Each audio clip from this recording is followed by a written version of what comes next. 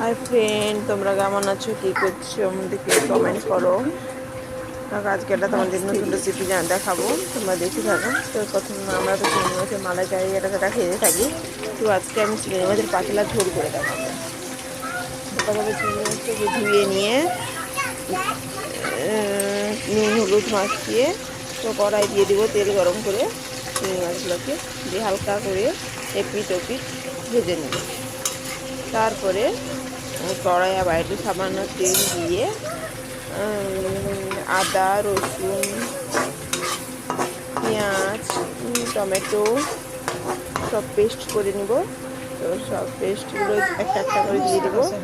দিয়ে দেওয়ার পরে নুন দিয়ে দেবো হালকা করে। তো একটু হয়ে এলে তাতে শুকনো লঙ্কা হলুদ গুঁড়া হলুদ গুঁড়া সব দিয়ে হালকা একটু আলু দিয়ে দেবো, দিয়ে কষতে থাকবো। কষা হয়ে গেলে চিংড়ি মাছটাকে দিয়ে দেবো, দিয়ে হালকা করে জল দিয়ে দেবো।